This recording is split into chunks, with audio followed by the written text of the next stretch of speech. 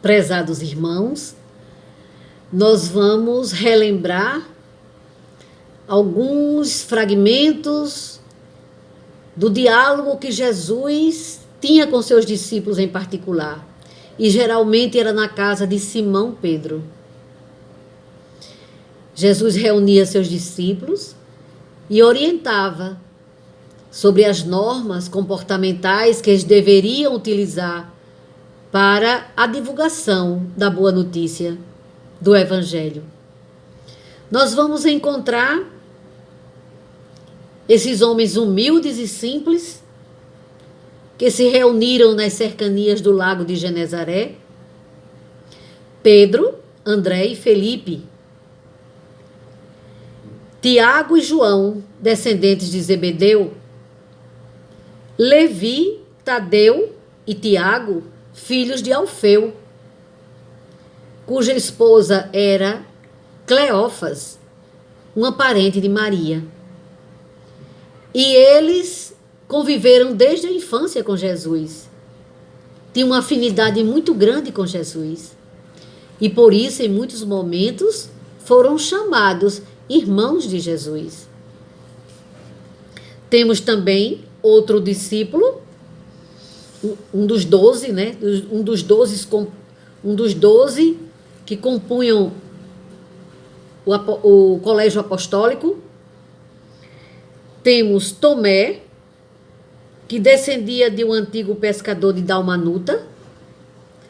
Bartolomeu, que nascera em Caná da Galileia, também pescador.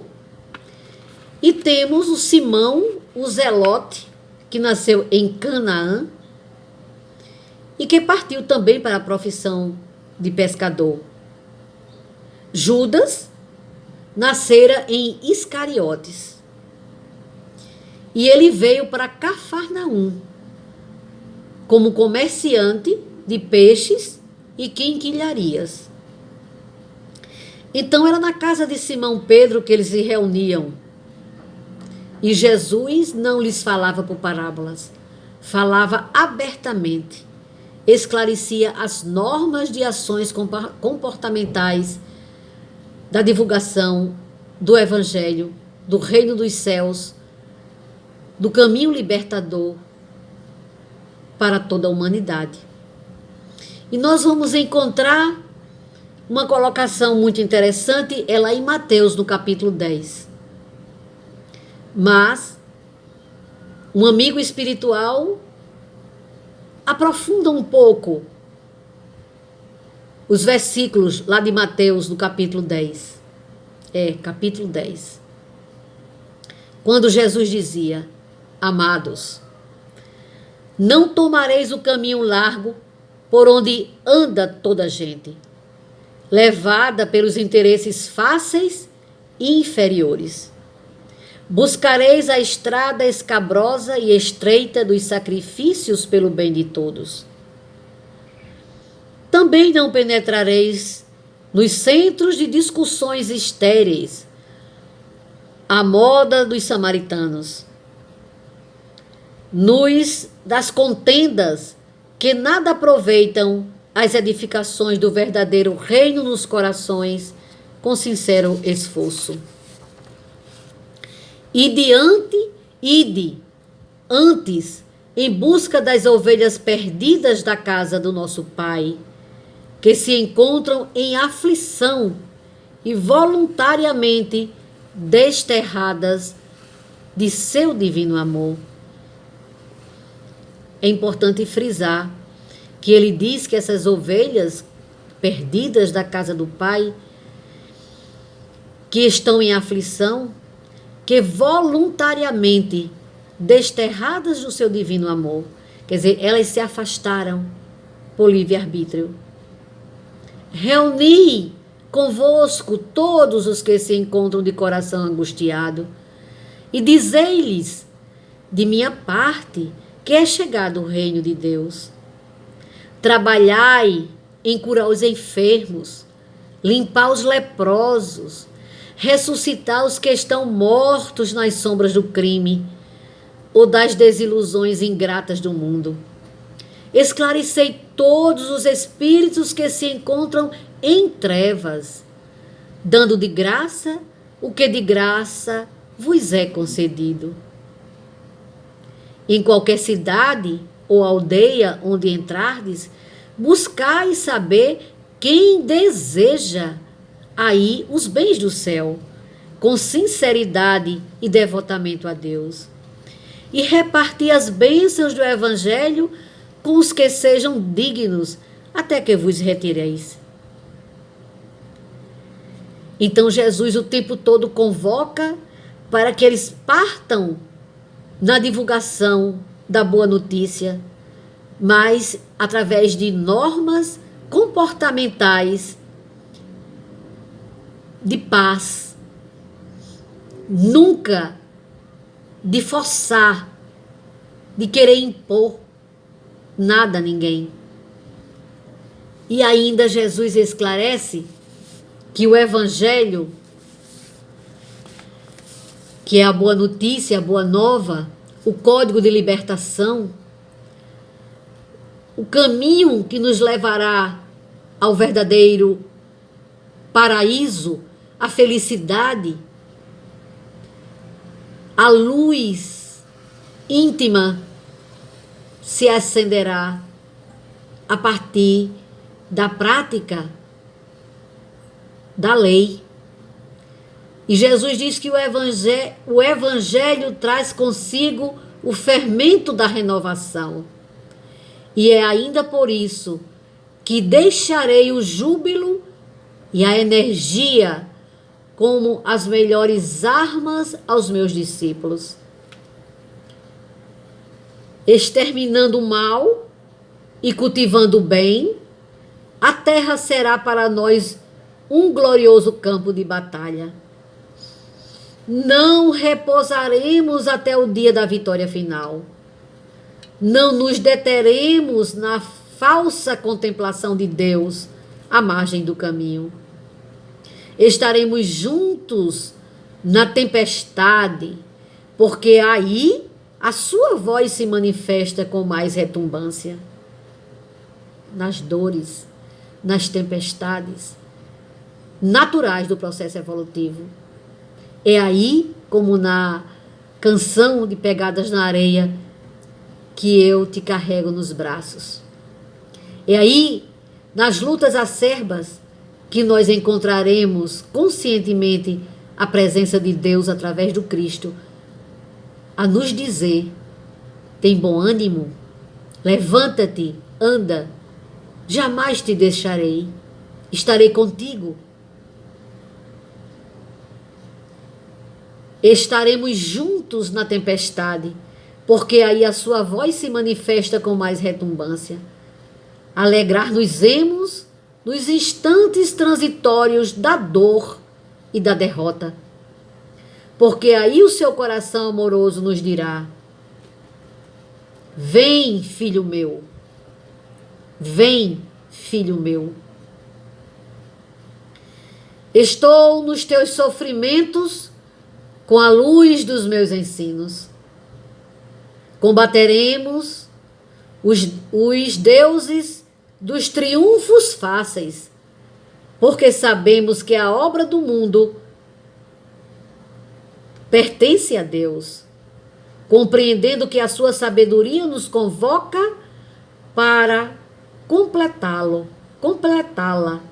edificando o seu reino de ventura sem fim no íntimo dos corações.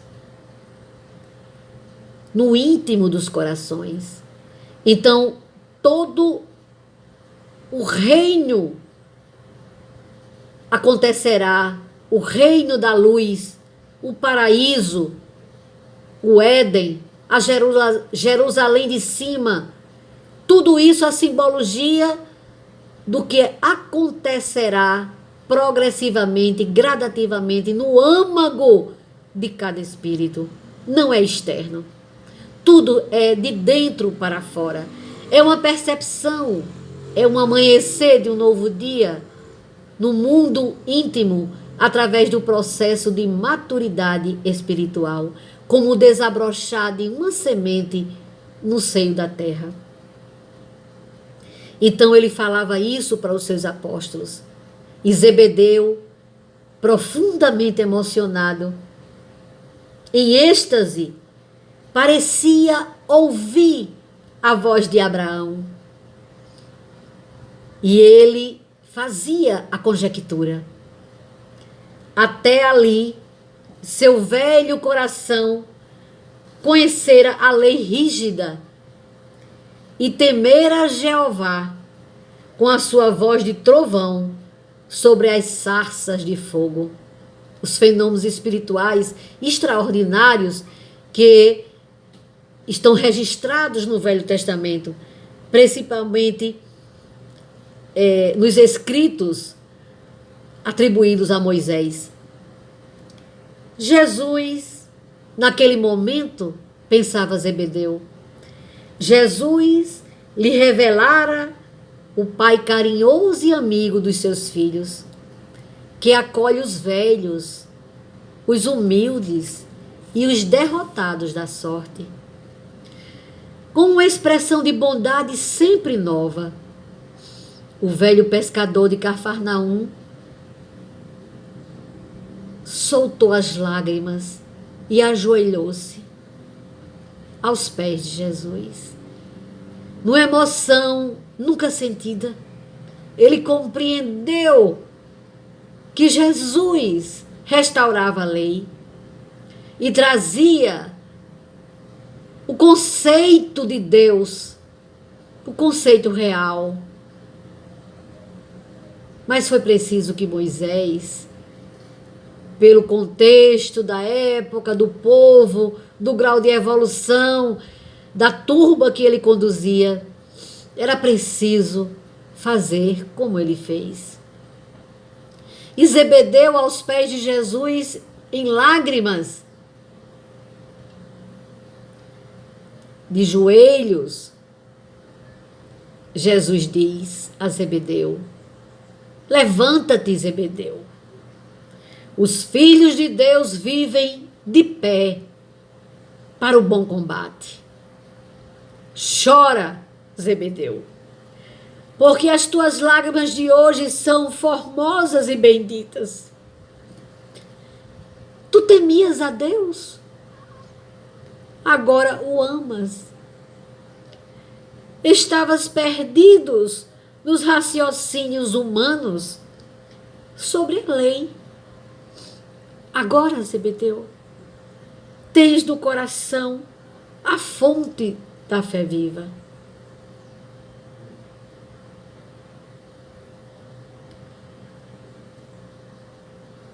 O Consolador prometido nos traz os ensinamentos de Jesus, tirando o véu da letra, das figuras às vezes fortes, das comparações, das parábolas, das alegorias, que eram conhecidas na época. Mas o próprio Jesus, e volto a repetir, ele nos disse: eu não lhes disse tudo, porque não podeis suportar agora. Mas no futuro enviarei o Consolador, que fará lembrar tudo o que eu disse e vos dirá tudo aquilo que eu não pude revelar. O Consolador prometido é a doutrina de Jesus, ora renascida no pensamento espírita, que vem nos trazer, que vem restaurar, como ele mesmo o dissera: eu venho consertar, não destruir a lei. Em muitos momentos ele dizia: vos dizem os antigos. E repetia aquela frase do Velho Testamento. Mas agora eu vos digo. E formulava um entendimento diferente. Então aqui nesse momento, Zebedeu, que ecoava na alma os ensinamentos de Abraão, naquele conceito do Deus irascível, do Deus trovão, do Deus que colocava fogo na sarça, do Deus que castigava, do Deus dos exércitos, no sentido de guerra, de punição, de castigo, de parcialidade.